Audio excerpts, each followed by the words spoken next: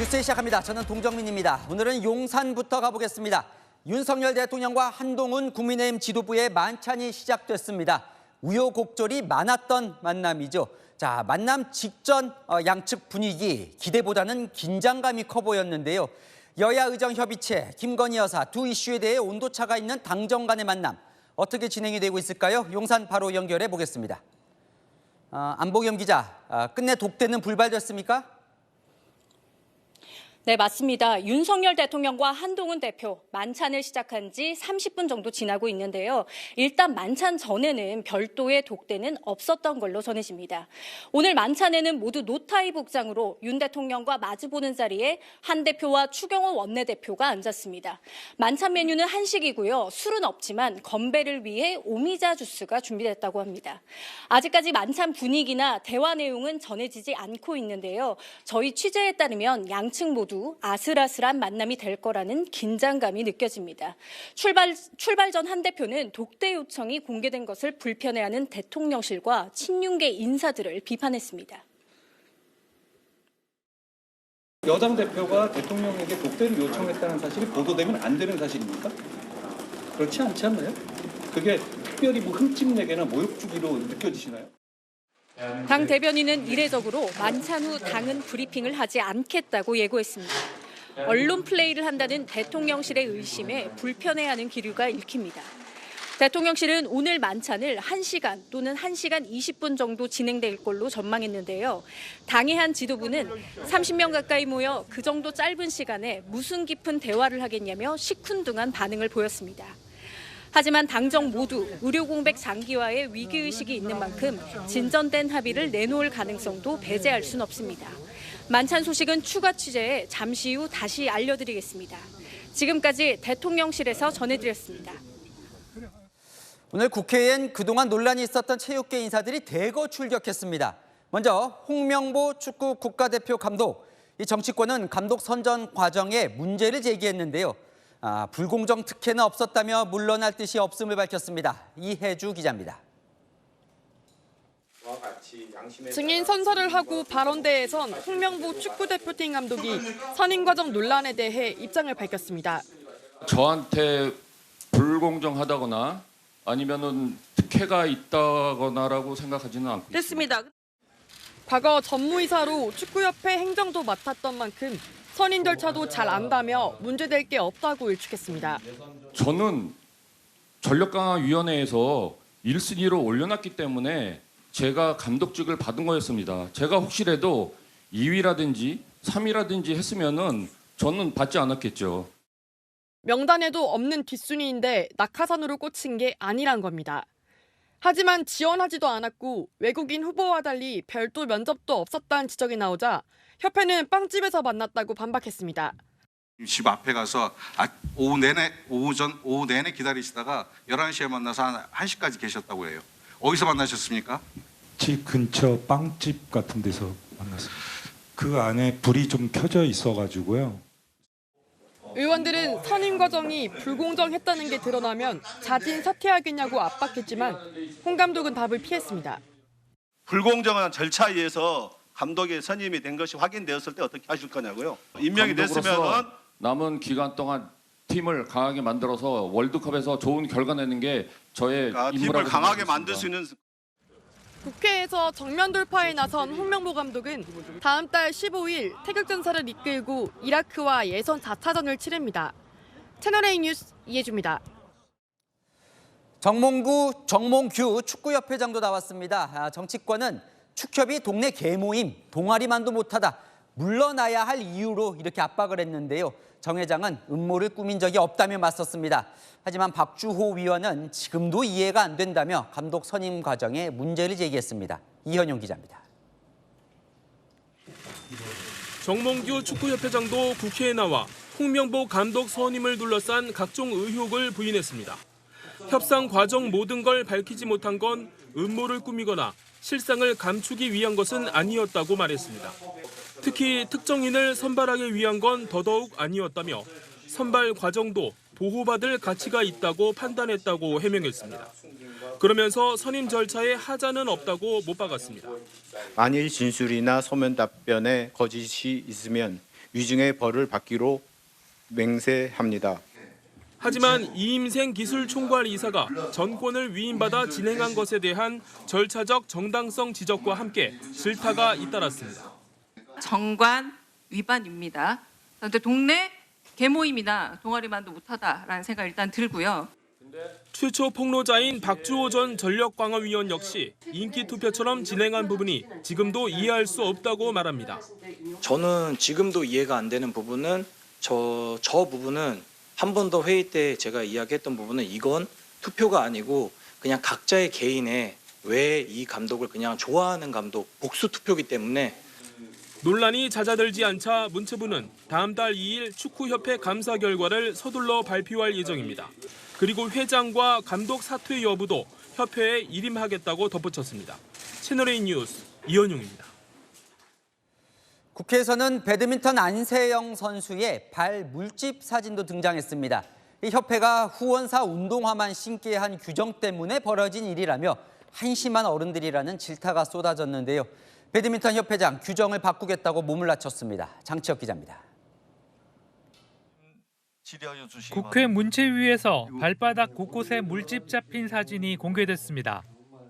어느 선수 겁니까? 안세영 선수로 알고 있습니다. 원인은 여러 가지 있겠지만은 양말, 신발 본인들만의 또 본인은 신발 때문이라고 합니다. 협회는 후원사 운동화만 신어야 하는 건 3, 40년간 이어져 온 규정이라고 말합니다. 규정 때문에 협약 때문에 네, 맞습니다. 그게 협회 회장으로서 하실 말씀입니까? 그런 거 해결하라고 협회장 하시는 거 아니에요. 협회장 그만두세요. 지금이라도. 결국 배드민턴 협회는 규정 개정을 약속했습니다. 규정을 바꾸려고 합니다. 대화를 바꿔야 될 거 아니에요. 네, 바꾸겠습니다. 경기력과 직결되는 만큼 안세영은 이전부터 다른 운동화를 신게 해달라고 계속 요구해왔지만 번번이 무시됐습니다.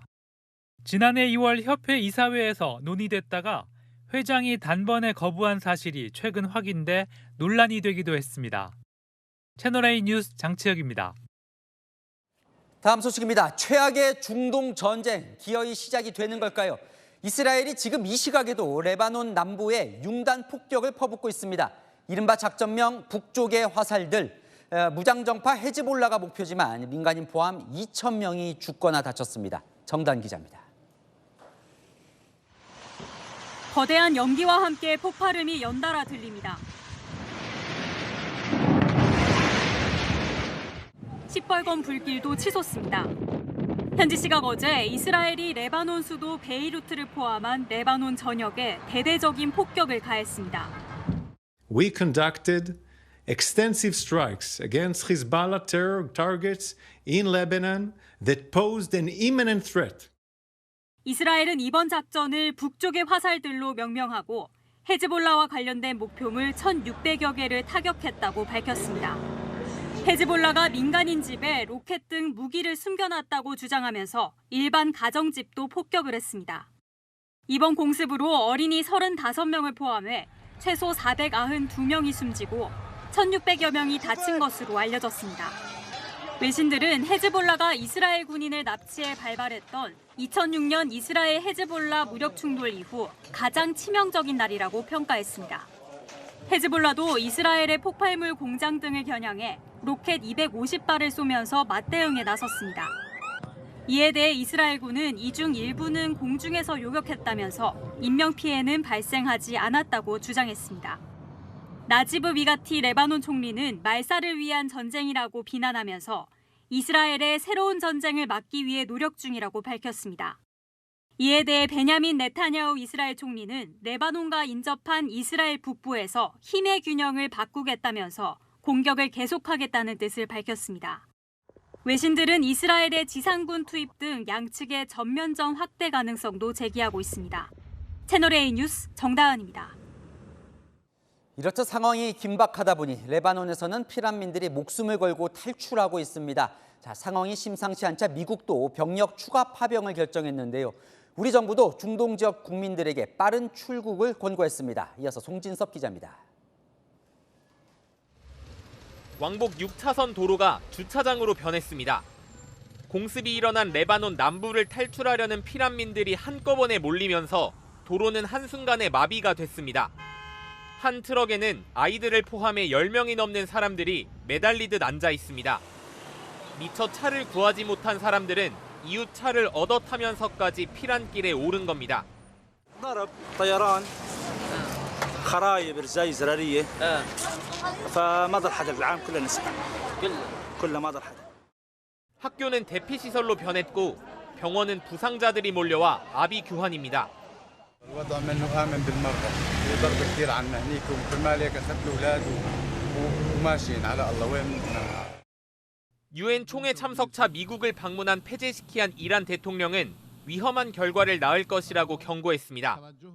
We must prevent the ongoing criminal acts being committed by Israel. 팔레스타인 무장정파 하마스도 성명을 내고 야만적인 침공이자 전쟁 범죄라며 헤즈볼라와의 연대를 표명했습니다. 이에 조 바이든 미국 대통령은 사태 해결을 위해 노력하고 있다면서 중동 지역의 미군 추가 파병을 결정했습니다. 우리 정부도 유사시 교민 철수 계획을 세워놓은 것으로 알려졌습니다. 우리 국민의 그런 철수 계획, 그것도 저희가 유사시 계획을 가지고는 있습니다. 가용한 그런 항공편을 이용해서 빨리 귀국을 하시도록, 출국을 하시도록 강하게 권고를 하고 있습니다. 현재 레바논과 이스라엘엔 600명이 넘는 한국 국민들이 체류 중인 상황입니다. 채널A 뉴스 송진섭입니다. 자, 중동의 앞날은 어떻게 되는 건지 중동 전문가인 마영삼 전 이스라엘 대사 모시고 이야기 나눠보겠습니다. 대사님 어서 오십시오. 네, 안녕하십니까. 일단 이게 제일 궁금합니다. 이스라엘은 대체 왜 레바논을 이렇게 융단 폭격을 하는 겁니까? 네, 여태까지 이제 가자 지역에서 하마스와 전쟁을 했습니다. 네. 어느 정도 정리가 되어가는 단계입니다. 그런데 이스라엘로서는 가자 지역에서의 그 공격, 그것도 이제 후환을 없애야 되겠다 해서 하마스를 제거를 해 왔지 않습니까? 네. 그런데 마찬가지로 북쪽에서도 그러한 위험이 있습니다. 계속해서 헤즈볼라 측에서 미사일과 드론을 공격을 해서 네. 이스라엘 북부 지방에 있는 주민들이 약 10만 명이 이미 피신을 해서 오랜 기간 동안 지금 현재 피난 생활을 하고 있는 겁니다. 네. 그래서 이스라엘 정부로서는 빠른 시일 내에 이 사람들을 복귀를 시키고 정상적인 생활을 해야 된다라는 그 목표를 세워나왔죠. 네. 또 한 가지는 지금 현재 가자 전쟁을 하면서 계속해서 저항의 축들이 이스라엘에서 도전을 하는데 이번 기회에 이러한 조던 세력을 분실을 해야 되겠다라는 그런 두 가지 목표를 가지고 있습니다. 그러니까 남쪽은 하마스, 북쪽은 헤즈볼라가 이제 공격을 해오는 거에 대한 반격이라는 건데 원래 헤즈볼라가 이스라엘의 오랜 앙숙입니까, 거기도? 네, 그렇습니다. 1982년에 예. 그 헤즈볼라가 이란의 도움으로 창설이 됩니다. 네. 그때 목표가 뭐냐 하면은 이스라엘과 대적하기 위해서 만드는 겁니다. 그리고 나서에서 계속 이제 이스라엘하고 전쟁도 하고 교전도 하고 해 왔었지요. 그래서 2006년에 마지막으로 이제 큰 이제 전쟁을 벌였는데 네. 그 헤즈볼라 이 세력은 상당히 강합니다. 그래서 양쪽에 사실상 상당한 피해를 보았습니다. 그래서 지금 현재 이스라엘로서도 헤즈볼라하고 이 전투를 하면서도 네. 이스라엘 쪽의 피해가 최소한으로 되게 하기 위해서 굉장히 많은 노력을 기울이고 있는 겁니다. 근데 이제 서방에서는 우려도 있습니다. 중동이 화약과가 되는 게 그러다 보니까 이 네타냐후 이스라엘 총리가 자기 정치적 위기를 벗어나려고 이러는 거 아니냐 이런 해석도 있던데요. 네, 지금 현재 시사평론가들이 그렇게 많이 보고 있습니다. 왜냐하면은 네타냐후 총리가 지금 현재 연정을 하고 있는데 그러니까 강경 우익 정당들하고 연정을 하고 있습니다. 그래서 그 연정의 요구 사항을 많이 수용을 해야 되는 이제 상황입니다. 네. 또 한 가지는 네타냐후 총리가 개인적인 이 사법 리스크가 있습니다. 네. 세 개의 그 부패 혐의에 대해서 재판을 갖고 있는데 만약에 전쟁이 끝난다면은 네. 총선을 해야 되고 총선에서 네타냐후 총리가 재집권하느냐 할 가능성은 매우 적다라고들 봅니다. 그렇다면은 총리직을 내려놓고 그 다음에는 이제 법원에 가서 재판을 받아야 되고 만약의 경우 유죄 판결을 받는다고 한다면은 상당한 이제 어려움이 있겠죠. 정치적인 네. 생명이 거의 끝난다. 그래서 전쟁을 계속 지속해 나가는 것이 아니냐라는 이런 의혹들이 있는 건 사실입니다. 아, 이런 의혹들이 많이 있군요. 자, 그러면 지금 두 가지인데 그래서 전쟁이 확전이 될 거냐? 일단 이스라엘은 하마스와 하고 있는데 헤즈볼라와 더 두 개의 전쟁을 할 수 있느냐? 혹은 이란이 여기에 참전을 하는 거 아니냐? 그러면 이제 커지는 거잖아요. 네. 어떨 것 같습니까? 이란이 참전하느냐 안 하느냐가 아마 키가 될 것 같습니다. 그래요? 그런데 이란으로서는 또 자기 나름대로의 매우 중요한 이슈가 내부적으로 있습니다. 네. 그게 오랜 기간 동안에 경제 제재를 받아왔기 때문에 네. 이 경제 제재를 풀기 위해서는 2018년에 트럼프 대통령이 파기를 한 그 이란과 핵협정이 있습니다. 그 네. 핵협정을 복원시켜야 되는데 복원시키기 위해서는 미국하고 관계 개선을 해야 되고 네. 그렇게 하다 보면 확전으로 가서 이란이 참여하는 경우 매우 미국과의 관계가 어려워집니다. 네. 따라서 이란이 그 참여할 가능성이 그렇게 크지는 않다고 봅니다. 그래요. 그러나 만약의 경우 헤즈볼라가 이란의 지원으로 키워놓은 헤즈볼라가 굉장히 위약한 상태까지 빠진다면은 아마 그것은 또 이란의 이익에는 부합하지 않을 겁니다. 네. 그렇게 되는 경우에는 이란이 참여를 할 가능성도 있는데 제가 보기에는 그 가능성보다는 저항의 축을 활용한 대리전이 더 가능성이 높다고 보겠습니다. 네, 알겠습니다. 확전은 좀 안 되면 좋겠네요. 지금 여기까지 말씀 듣겠습니다. 마영삼 전 이스라엘 대사와 이야기 나눠봤습니다. 오늘 말씀 감사합니다. 수고하십시오. 네, 김장철을 앞두고 배추가 금배추가 됐습니다. 한 포기에 평균 9,000원, 일부 마트에서는 2만 원에 팔리기도 하다 보니 식당에서는 김치 반찬 내놓기가 겁난다고 합니다. 정부는 중국산 배추를 수입하기로 했습니다. 김재혁 기자입니다. 서울 중구의 한 식당입니다. 배추값이 급등하자 김치 반찬 추가를 없앴습니다. 지금 뭐 리필은 안 되고요. 그래도 양을 줄일 수는 없으니까. 전통시장의 매대에도 김장용 배추 대신 작은 배추들 뿐입니다. 아예 배추를 안 파는 곳도 많습니다. 비싸니까 안 가져온다고. 갖다 는 한 이틀 지나면 적잖아요, 야채는. 배추 크기가 예전에 비해 작아졌는데요. 현재 배추 한 포기당 가격은 평균 9,000원대로 1년 전에 비해 50% 이상 상승했습니다. 친구들이 이렇게 말을 해요. 올해 너무 배추가 비싸다고. 비싸도 김장은 해야 돼요. 일부 마트에서는 한 포기에 2만 원이 넘는 배추까지 등장했습니다. 침수 피해와 더불어 올해 유독 길었던 무더위가 배추값의 폭등을 야기했습니다. 결국 정부는 2년 만에 중국산 배추 수입을 결정했습니다. 지금 27일 날 초도 물량을 하고 다음 주에 조금 들어오고 초도 물량은 숫자는 16톤이고요. 네, 16톤. 수입 배추의 대부분은 김치 가공업체에서 소비됩니다. 업체 수요를 중국산이 대신하는 만큼 일반 가정에는 국산 배추 공급이 늘 것으로 정부는 기대하고 있습니다. 채널A 뉴스 김재혁입니다. 이번에 수입하는 배추는 중국 동북 삼성 지역에서 재배된 겁니다. 국민들은 믿고 먹을 수 있는지 우려하기도 하는데요. 검역은 어떻게 진행되는지 임종민 기자가 취재했습니다. 정부가 오는 27일부터 긴급 배추 수입에 나섭니다. 중국 동북 삼성 지역에서 재배된 배추로 가운데 부분이 노란 품종입니다. 정부는 중국과 한국에서 각각 한 번씩 총 2번의 안전성 검사를 실시한다는 방침입니다. 이를 통해 외관상의 품질과 510가지의 농약 성분을 따져볼 예정입니다. 일각에선 중국산 수입 배추에 꺼림직하다는 반응도 나옵니다. 이번 수입은 김치가 아닌 배추지만 2021년 알몸으로 김치를 담그는 영상이 공개돼 큰 파장이 일었기 때문입니다. 중국산이라고 하니까 조금 그런 게 있긴 하죠. 약간 위생적인 부분이라든지 그런 데 있어서는 그렇게 막 신뢰가 가지는 않는? 중국 현지에서 배추 재배 과정을 살펴볼 수 없다는 점도 아쉬운 부분입니다. 국민들의 이 같은 우려에도 불구하고 정부가 중국 배추 수입 카드를 꺼낸 이유가 있습니다.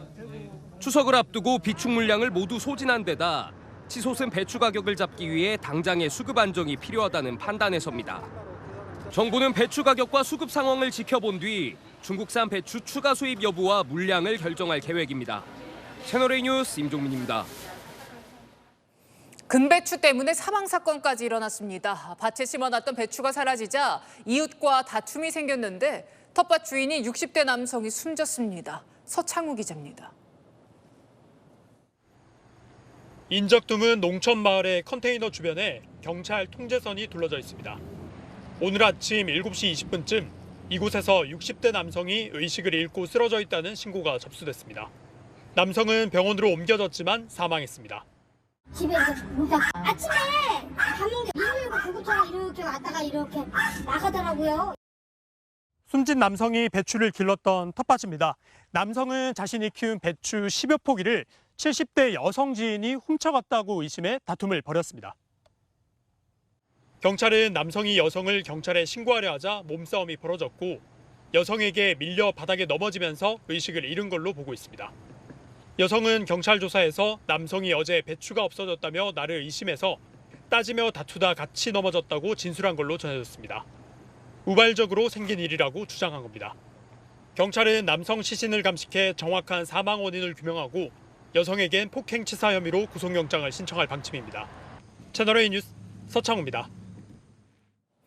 지난 추석 연휴 터널 역주행 사고로 일가족이 참변을 당했는데 알고 보니 역주행한 가해 차량 운전자가 만취 상태였습니다. 뒤늦게 공개된 사고 영상에 아찔한 역주행 순간이 고스란히 담겼습니다. 김대욱 기자입니다. 터널에 들어서는 차량.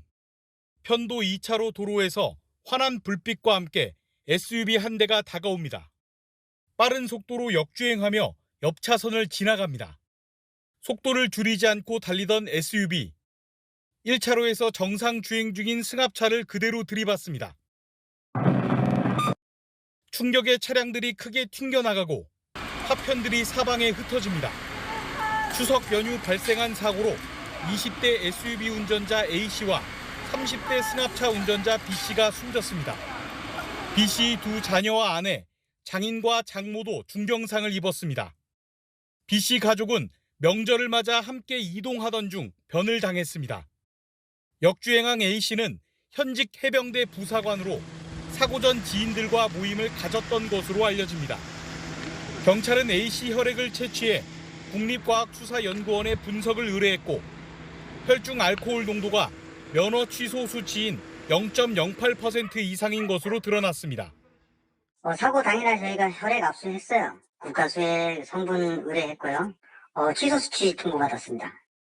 술에 취한 상태에서 터널 진입로를 잘못 들어간 뒤 4km 구간을 역주행하다 사고를 낸 것으로 파악됐습니다. 경찰은 마무리 조사 후 사건을 군사경찰에 넘길 예정입니다. 채널A 뉴스 김대욱입니다. 오늘 새벽 오토바이를 들이받은 뒤 차를 버리고 도망간 운전자를 경찰이 쫓고 있습니다. 오토바이 운전자는 배달 일을 마치고 집으로 가던 중 사고를 당해 크게 다쳤고 동승자는 숨졌습니다. 공국진 기자입니다. 차량 통행이 뜸한 새벽 3시. 오토바이 옆으로 검은색 외제 차량이 쏜살같이 지나갑니다. 뒤따라오던 흰색 외제 차량이 오토바이 뒷부분을 그대로 들이받습니다. 부서진 파편들이 사방에 흩어지고 일대는 아수라장으로 변합니다. 쌩 달려오는 차 소리가 났어. 그러고 있는데 요 앞에서 딱 소리가 났어. 벼락치게 가버린 게 그 사이카만 때려버리고. 사고 충격의 오토바이는 100m 정도 튕겨져 나갔는데요. 형체를 알아볼 수 없을 정도로 크게 부서졌습니다. 사고를 낸 운전자. 500m 정도 떨어진 길가에 차를 버린 뒤 그대로 달아납니다. 동승자로 보이는 남성도 포착됩니다.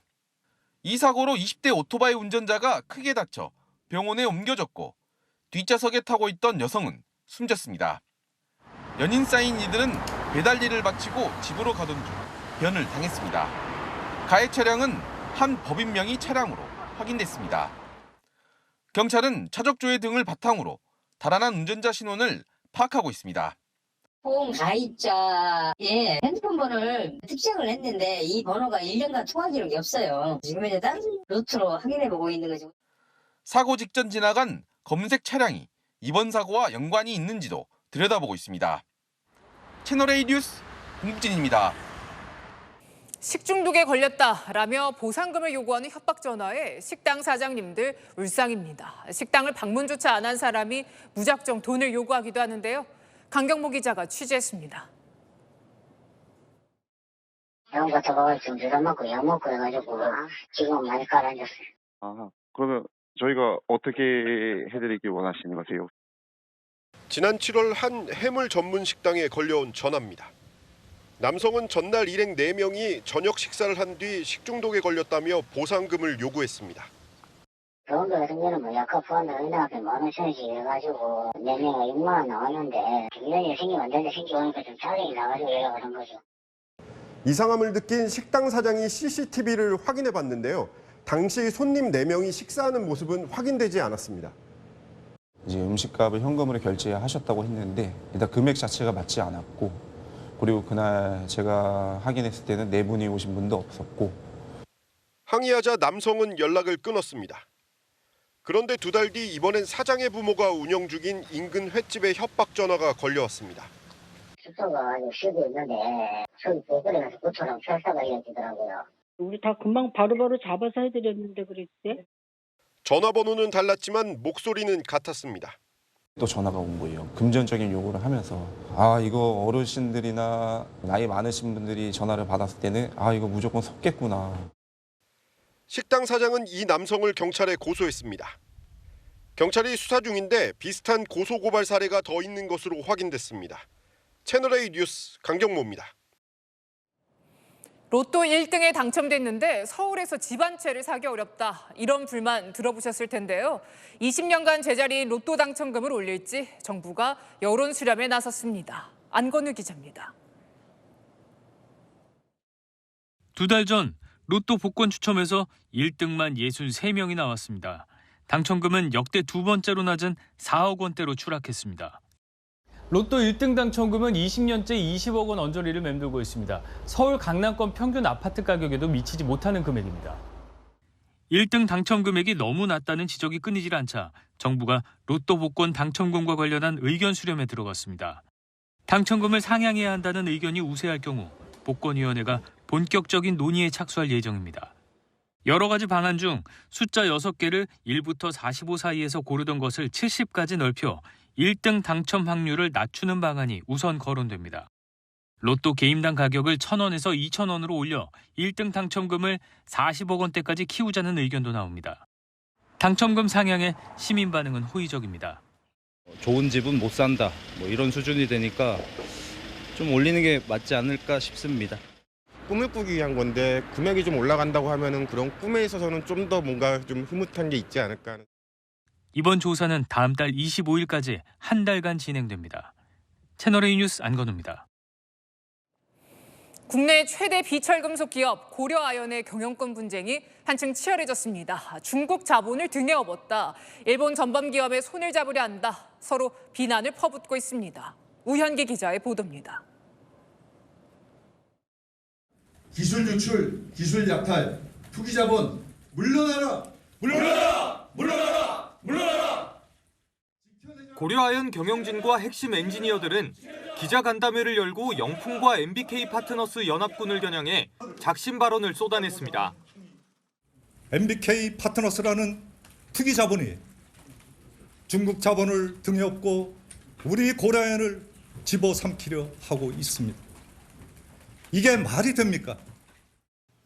고려아연 주식 공개 매수에 나선 MBK 펀드에는 중국계 자본이 5% 안팎 정도 투자된 것으로 알려졌습니다. 또 영풍 MBK 연합군이 경영권을 가지면 핵심 기술이 해외로 유출된다고 강조했습니다. MBK와 영풍도 반박에 나섰습니다. 고려아연이 토종 사모펀드인 MBK의 중국 자본이라는 거짓 프레임을 씌웠던 겁니다. 오히려 고려아연 현 경영진이 종합상사 스미모토 등과 접촉했다며 일본 전범기업과 손잡으려는 모순적 태도라고 비판했습니다. 영풍그룹은 장 씨 일가가 영풍을, 최 씨 일가가 고려아연을 나눠 경영하는 한 지붕 두 가족 체제입니다. 75년간 공동 경영을 이어온 건데 두 집안의 갈등은 고려아연 최윤범 회장이 3세 경영을 시작하면서입니다. 신사업 확장이나 배당 정책을 두고 두 집안의 의견 충돌이 잦아졌습니다.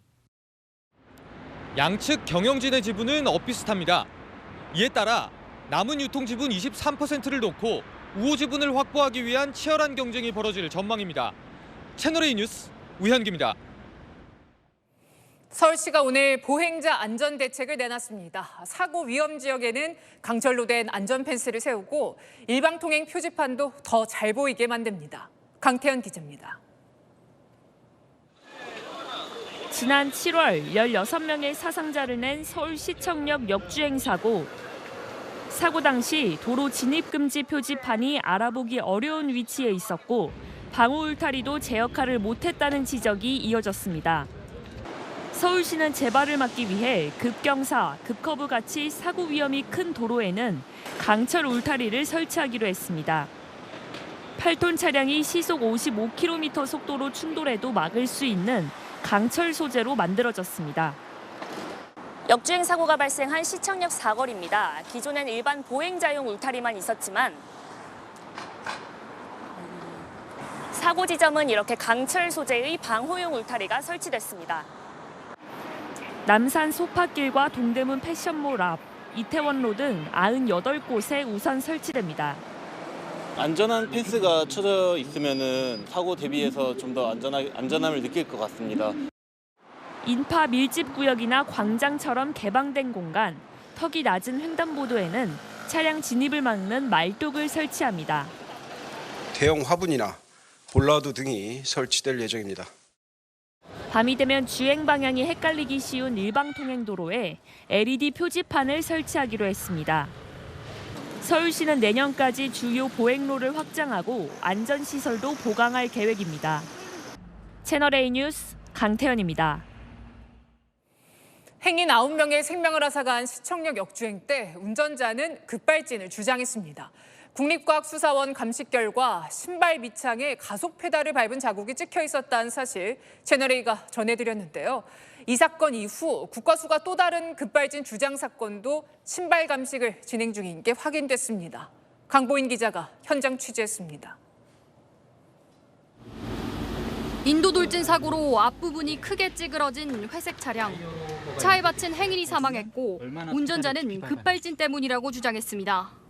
경찰 의뢰를 받은 국립과학수사연구원은 가속 페달과 운전자의 신발을 감식했습니다. 운전자가 급발진했다고 주장하는 차량입니다. 하지만 사고 당시 운전자가 가속 페달을 3개 밟은 신발 자국이 그대로 남아 있습니다.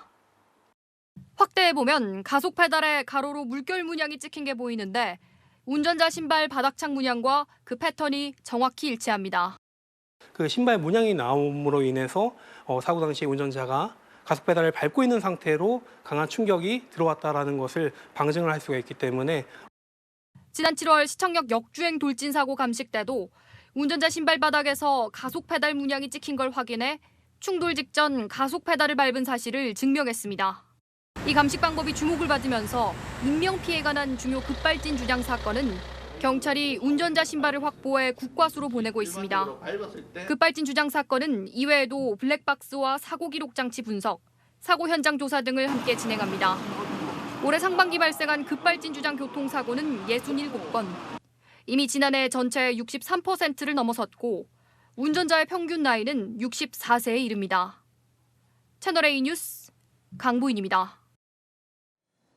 하루 평균 60만 명이 오가는 서울역 일대, 집회 소음과 노상 술판으로 민원이 이어지자 6개월 전 서울시가 해결하겠다고 칼을 빼들었는데요. 조용해지고 깨끗해졌을까요? 다시 간다. 김태우 기자입니다.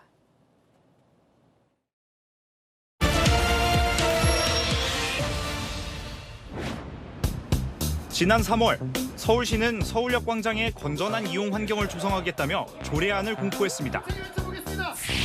6개월이 지난 지금 과연 바뀐 게 있을지 다시 가봤습니다.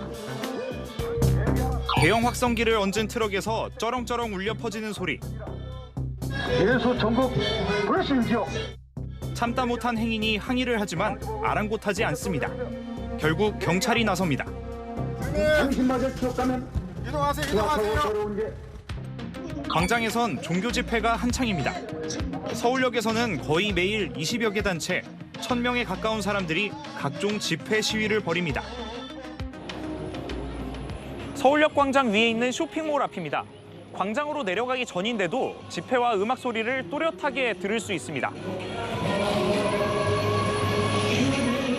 좀 많이 시끄러운 것 같아요. 전화할 때 친구가 안 들린다거나 그런 적은. 외국인들도 눈살을 찌푸립니다. 其实可以改善，因为毕竟这是旅游区。 저녁이면 노숙인들이 모여 술판이 벌어집니다. 욕설을 섞어 소리를 지르고 아무 데서나 소변도 봅니다. 밤에는 지하철 장거리가 갈 데가 없어요. 서울역은 철도공사와 문화재청, 경찰 등의 관리 책임이 흩어져 있습니다. 관리 주체가 불분명하다 보니 전담 관리가 이루어지지 못하는 겁니다. 빨리 지나가는 게 습관이 됐죠. 휘말리면 좀 걱정이 될 것 같긴 해요. 서울시와 시의회가 관계기관과 함께 대책을 마련하겠다며 조례도 만들었지만 협의가 이루어진 건 단 한 차례뿐입니다. 24년 4월에 한번 개최가 됐고요. 사실 뭔가 예정은 없어요. 집회 시위에 관한 법률 등이 이미 있다는 이유로 딱히 새 규정을 만들지도 않았습니다. 지자체가 조례로 그 관련 내용을 뭐 정하거나 방침을 할 수가 없어요.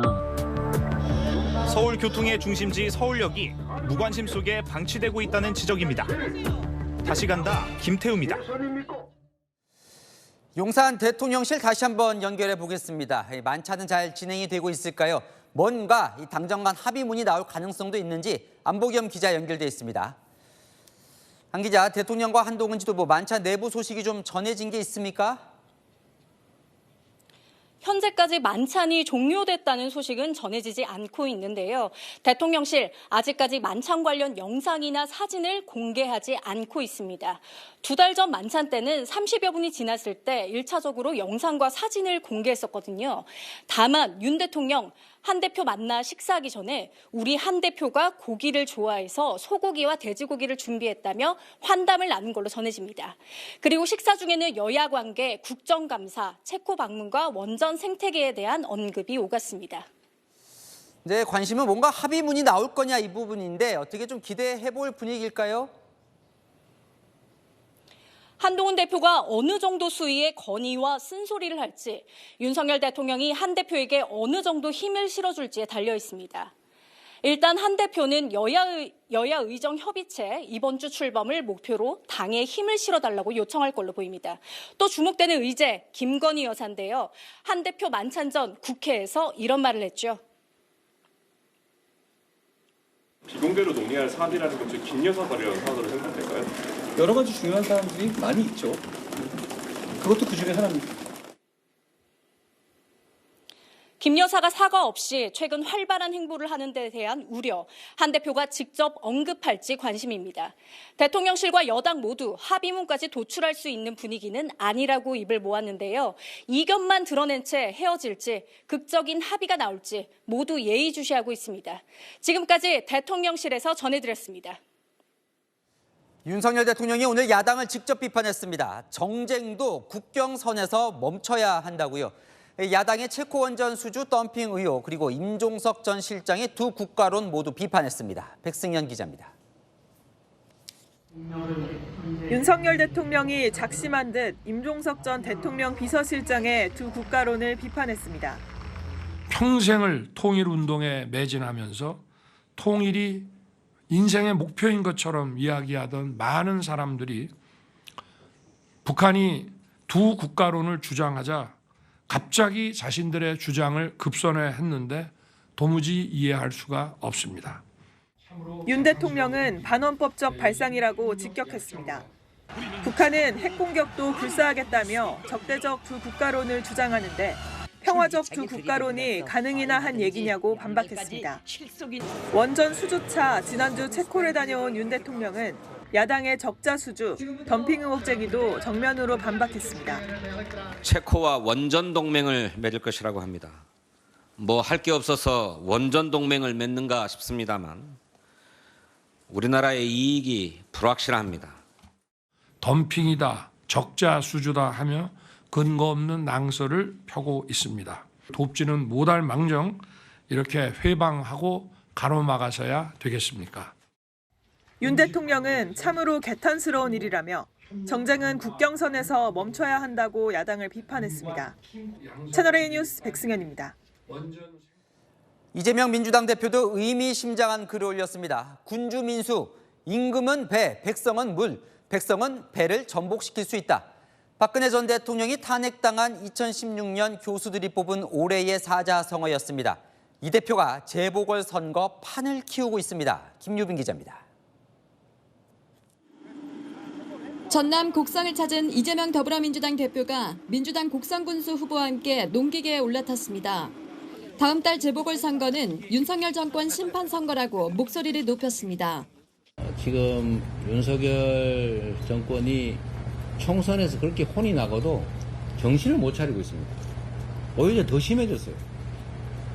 그래서 이번에 선거라고 하는 게 언제나 심판 성격을 갖기 때문에 혼을 내줘야 됩니다. SNS에는 군주 민수를 띄웠습니다. 백성이 군주를 보호할 수도 끌어내릴 수도 있다는 뜻으로 윤 대통령 탄핵 가능성을 시사했다는 해석이 나왔습니다. 민주당 관계자는 채널A에 보수세가 강한 부산 금정, 인천 강화 중 한 곳만 가져와도 정부는 뿌리째 흔들릴 것이라고 말했습니다. 이 대표는 부산 금정을 찾아서도 탄핵을 연상시키는 말을 했습니다. 국민들로부터 주권을 위임받은 정치인 또는 정치 세력들이 잘하면 계속하게 하고 잘못하면 책임을 물어서 그 자리에서 내려오게 해야. 민주당과 조국혁신당 부산 금정구청장 후보들은 내일 본격적으로 단일화 논의에 나섭니다. 채널A 뉴스 김유빈입니다. 검찰로 갑니다. 김건희 여사에게 명품백을 건넨 최재형 목사 기소 여부를 권고하는 이 검찰 수사심의위원회가 열렸습니다. 그 결과에 따라 김 여사 사건 최종 매듭이 지어질 걸로 보이는데요. 결과 나왔는지 취재기자 연결해 보겠습니다. 김정근 기자, 수사심의 결론 나왔을까요? 네, 오후 2시 시작한 검찰 수사심의위원회는 6시간 가까이 지난 지금까지 계속 진행 중입니다. 앞서 명품백 수수 사건 관련 수사심의위는 김건희 여사에 대한 불기소를 권고했는데 오늘 최재형 목사 수사심의위는 어떤 결론을 낼지 주목되고 있습니다. 오늘 수사심의위에 참석한 최재형 목사의 변호인은 약 40분간 입장을 밝혔습니다. 최 목사는 김건희 여사에게 전달한 가방이 직무와 관련성이 있다며 자신이 청탁금지법을 어겼다고 주장했는데요. 청탁이 맞다라는 취지로 최재형 목사 입장이 아닌 변호인 입장에서 객관적인 사실과 증거들을 바탕해서 법리적으로 잘 설명드릴 생각입니다. 반면 주거침입 같은 다른 혐의들은 부인한 걸로 전해졌습니다. 앞서 김 여사 명품백 수수 의혹 검찰 수사팀은 최 목사가 건넨 가방이 대통령 직무와 관련됐다고 보기 어렵다며 김 여사에 대해 무혐의 결론을 내렸습니다. 지난 6일 열린 김 여사 관련 수사심의위도 불기소 의견을 냈는데요. 오늘 최 목사 수사심의위가 명품백의 직무 연관성을 인정하고 기소나 수사 계속 의견을 내면 김 여사 사건 종결의 변수가 될 수 있습니다. 최 목사는 스토킹 혐의 등으로 경찰에 고발돼 수사를 받고 있습니다. 지금까지 대검찰청에서 전해드렸습니다. 성혜란 기자와 열왕예랑 시작합니다. 첫 번째 주제 보겠습니다. 자, 오늘 민주당 금투세 찬반 토론회가 열렸는데 이 김영환 의원이 어디에 대체 배팅을 하라고 했길래 이게 종일 화제인 겁니까? 네, 주식 하락장에 배팅해서 수익 낼 수 있다. 김영환 의원의 발언이 온라인을 뜨겁게 달궜습니다.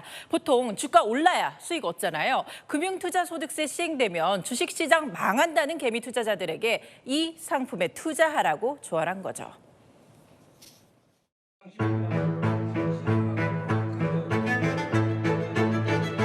금투세라는 수류탄을 꼭 던져야 됩니까? 불확실한 제도를 지금 이 시기에 투입하는 것이 합리적인 결정인지. 그렇게 우하향 된다고 신념처럼 가지고 계시면 인버스 투자하시면 되지 않습니까? 그러니까 김영환 의원은 금투세를 시행하자는 쪽이잖아요. 그런데 여기서 말하는 인버스 투자가 정확히 뭐예요? 네, 김 의원이 말한 인버스 투자, 증시 안 좋을수록 돈을 법니다.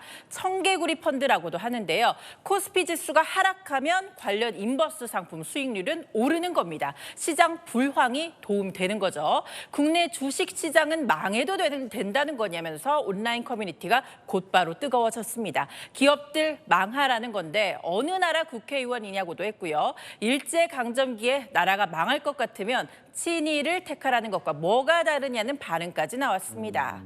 저 로고는 뭡니까? 네, 누리꾼들이 올린 패러디물인데요. 금투세를 제명세에 빗대고 김 의원이 말한 인버스를 차용해서 더블로 인버스당이라고 민주당을 비꼰 겁니다. 네, 또 이건 뭐예요? 김 의원이 쓴 책인데요. 제목이 추락하는 경제, 무너지는 대한민국이죠. 온라인에선 주식시장 망하게 하고 돈 버는 게 목적이었냐면서 천기누설 책이라는 글도 잇따랐습니다. 국민의힘 한동훈 대표도 민주당은 대한민국의 역방향에 투자하자는 건가 이렇게 비판했습니다. 김영환 의원 뭐라고 좀 해명을 했습니까? 네, 김 의원 영상 전체를 보면 주가 하락은 정부의 대중국 수출 정책 등 여러 변수가 작용했다는 취지였고 인버스 언급은 그 상황을 비꼬기 위해 언급한 것이었다고요. 오늘 민주당 토론회 시작 전에도 항의 인파 찾아와서 곤혹을 치렀습니다. 이게 무슨 팽팽한 강대야? 누가 찍어 이 사람아? 나도 목소리 커. 누구 보고 이 사람아 하는 거예요? 선거 때는 켜달라고 90도씩 고개 숙이는 들이 토론회라며요, 토론회. 이번 청해라니까요. 민주당 지지 좀 철회하지 말게 좀 해주십시오. 금투세 관심들이 많군요. 다음 주제 보겠습니다. 자, 이재명 조국 대표 호남판 국민의힘이요. 네, 호남서 집안 싸움 중인 민주당과 조국혁신당. 이번엔 애꿎은 국민의힘까지 끌어들였습니다. 혁신당의 황현선 사무총장이 민주당을 호남의 국힘이라고 표현하면서 기득권 아닌 나를 위한 선택을 해야 한다는 글을 올린 겁니다. 그러니까 호남에선 민주당이 기득권이라는 거죠. 호남의 국힘은 뭐 비판입니까? 민주당 반응은 어때요? 부적절하다 이런 수준을 넘어서요. 너무나도 모욕적이라고 했습니다. 대단히 부적절한 언행이라고 생각합니다. 너무나도 모욕적인 표현이라는 점 황현선 사무총장에 대해서 해임을 해주실 것을. 해임까지요? 네. 세군요. 네. 네, 김민석 최고위원은 오늘도 김건희 여사 특검법 표결 불참에 대해 당 차원에서 사과하라고 혁신당 압박했고요. 여기에 혁신당 재미 들렸냐 이제 그만해라 이렇게 받아쳤습니다. 혁신당은 오늘 민주당을 탈당한 군민이 혁신당에 입당했다는 보도 자료도 냈습니다. 저긴 치열한데 부산은 또 뭐 단일화한다고요? 맞습니다. 내일 두 당의 후보들이요 직접 만나서 단일화 논의한다는데요. 호남 승부 앞에선 우당이라도 양보는 없다며 난타전을 벌이고 있는 두 당. 국민의힘이라는 터줏대감을 만난 부산에서는 우군의 힘을 발휘할 수 있을까요? 네, 지금까지 열악야랑이었습니다. 거대한 싱크홀에 트럭 한 대가 속수무책으로 빠집니다. 운전자는 트럭 창문을 통해 가까스로 탈출하는데요. 인도의 싱크홀 사고 영상, 김민곤 기자가 전합니다. 물탱크를 실은 트럭 한 대가 천천히 움직입니다. 그런데 뒷바퀴 부분에서 갑자기 바닥이 꺼지기 시작하고 트럭이 기울면서 그대로 땅속으로 빠집니다. 운전자는 사고 직후 창문을 통해 가까스로 빠져나옵니다. 현지 시각 20일 오후 4시쯤 인도 서부 푸네시에서 배수관 청소를 위해 동원된 탱크로리가 거대한 싱크홀에 빠지는 사고가 발생했습니다. 싱크홀이 발생한 곳은 시 우체국 주차장. 싱크홀 깊이만 약 7.6m나 됩니다. 대형 크레인 2대가 4시간에 걸쳐 작업한 끝에야 트럭을 꺼낼 수 있었습니다. 현지 언론은 100년도 더 된 우물 위에 시멘트와 블록으로 도로를 포장해 안 그래도 집안이 약한데 인근에서 지하철 공사까지 진행 중이어서 이런 사안들이 복합적으로 작용했을 것이란 분석을 내놨습니다. 소방당국도 현장 평가를 진행 중입니다. यहाँ पर ये कैसे हुआ है अभी तक तो ये जानकारी नहीं मिल पाई कि ये ट्रक अंदर कैसे गया या फिर यहाँ पर क्या हुआ एक्चुअली. 현지에선 낡은 배수 시스템과 도로 상황에 더해 늘어나는 호우 피해에 대한 우려도 함께 커지고 있습니다. 채널A 뉴스 김민곤입니다. 100살이 넘은 영국 할머니가 스카이다이빙에 성공해서 화제였죠. 이 할머니를 보고 자극받은 중국의 84살 할머니. 평생의 꿈인 스카이다이빙에 도전했습니다. 베이징에서 이윤상 특파원입니다. 비행기 난간에 앉은 여성이 스카이다이빙 교관과 함께 하늘로 몸을 날립니다.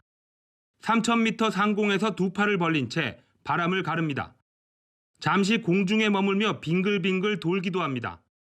낙하산을 펼친 뒤 여유롭게 하늘 위를 떠다니며 미소를 짓는 여성. 84살의 중국인 타오 CDC입니다.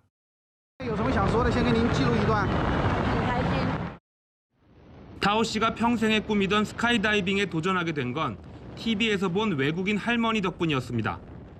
영국인 마네트 베일리 씨가 지난달 102번째 생일을 맞아 2100m 높이에서 스카이다이빙에 성공했다는 뉴스를 본 겁니다. 자신보다 18살 더 많은 언니의 도전에 자신감을 얻었습니다. 他能跳，我想我也能向他学习。 마음을 졸이며 지켜본 가족들도 무사히 임무를 완수한 할머니에게 박수를 치며 환호했습니다. 중국 내 온라인에서도 타오 씨를 몸도 마음도 멋있는 할머니라며 응원 메시지가 잇따르고 있습니다. 베이징에서 채널A 뉴스 이윤상입니다. 좋지 않은 잔디 상태로 시끌시끌했던 상암 경기장이죠. 결국 다음 달 이라크와의 월드컵 예선전은 상암이 아닌 용인에서 열립니다. 김단비 기자입니다. 잔디 문제로 결국 경기장이 바뀝니다. 축구협회는 오늘 다음 달 15일 월드컵 4차 예선 이라크와 경기를 상암이 아닌 용인 미르 스타디움으로 옮겨 치른다고 밝혔습니다. 지난 5일 팔레스타인전 이후 상암 경기장 잔디 상태에 대한 선수들의 불만이 터져나왔고 AFC도 상암 잔디 해결 또는 대체 구장을 요구한 상황. 상암 월드컵 경기장 관리 주체인 서울시는 추석 연휴 기간 내내 종자 파종, 잔디 다짐 작업 같은 보수 작업을 진행했습니다. 하지만 지난 주말 관중 10만 명이 몰린 가수 아이유 콘서트 후 축구협회는 상암 구장을 살펴봤는데 다시 잔디를 씹더라도 시간이 촉박해 최상의 상태 유지는 어렵다는 결론을 내렸습니다. 대신 A매치 유치 조건인 국제공항에서 150km의 이동거리 2시간 이내를 충족하는 용인 미르 스타디움 대체 경기장으로 낙점했습니다. 훈련장으로 쓰는 보조 경기장이 인조 잔디인 게 흠이지만 이는 수원FC나 성남FC 클럽하우스를 쓰는 것으로 해결할 계획입니다. 축구협회는 내일 AFC에 경기장 변경을 공식 통보하고 실사를 받을 계획입니다. 채널A 뉴스 김단비입니다. 40홈런 40도루까지 홈런 2개만 남긴 기아의 김도영입니다. 몰아치기로 오늘이라도 대기록 달성이 가능한 만큼 홈런볼을 잡기 위한 글러브 부대까지 등장했습니다. 김태욱 기자입니다. 이미 정규 시즌 우승을 확정했지만 광주 챔피언스 필드는 오늘도 매진입니다. 김도영 40-40 홈런 보려고 왔어요. 연타석 홈런 쳐줬으면 좋겠어요. 특히 외야는 김도영의 홈런공을 잡기 위해 글러브 낀 팬들로 가득합니다. 2003년엔 이승엽의 아시아 최다 홈런공을 잡기 위해 잠자리채 부대가 있었다면 2024년 김도영에겐 글러브 부대가 있습니다. 안전상 잠자리채 반입이 금지됐기 때문입니다. 김도영 선수 40-40 홈런볼 잡으려고 글러브도 열심히 닦고 왔고요. 원래는 3루 애매했다가 지금 이제 오늘이 김도영 40-40 공이 혹시 날아올까봐 외야로 표를 바꿔갖고 다 제 가족들이 왔고요. 예상하기로는 일단 날아와서 원바운드 이상 튀기면 저희가 잡을 수 있지 않을까 이런 생각 갖고 있습니다. 어제 김도영은 첫 타석부터 홈런포를 쏘아 올렸습니다. 이 타구를 시즌 38번째 홈런. 5회에는 도루 40개 고지에 올랐습니다. 역사적인 40홈런 40도루에 이제 홈런 2개만을 남겨둔 상황. 도루는 다 채워서 마음은 이제 조금 홀가분하고 이제 남은 5경기 남았는데 팬분들이 기다리시는 40-40을 꼭 달성할 수 있도록 제가 좋은 컨디션 관리 잘해서 꼭 보여드리도록 하겠습니다. 기아는 오늘과 내일 홈인 광주에서 경기를 치릅니다. 몰아치기를 한다면 한 경기에도 2개 홈런이 나올 수 있는 만큼 팬들의 기대도 커지고 있습니다. 채널A 뉴스 김태욱입니다. 이젠 출근길이 선선하다 못해 쌀쌀하기도 합니다. 오늘 서울은 15.6도까지 떨어져 이처럼 경량 패딩을 입은 분들도 볼 수 있었고요. 설악산 대청봉에는 작년 가을보다 한 달 이상 빨리 첫 서리도 관측됐는데요. 당분간도 아침엔 쌀쌀하고 낮엔 포근한 날씨가 이어집니다. 내일 서울은 일교차가 9도, 영월은 14도로 무척 크겠습니다. 내일 맑은 하늘 아래 서쪽 지역은 자외선도 강하겠습니다. 남해안과 경북 해안, 제주에는 최대 20mm의 비 예보 있습니다. 아침까지는 강원과 경북 내륙에 가시거리 200m 미만의 짙은 안개가 끼겠습니다. 내일 서울의 최저 기온 18도, 대구는 17도로 오늘보다 3도 높겠고요.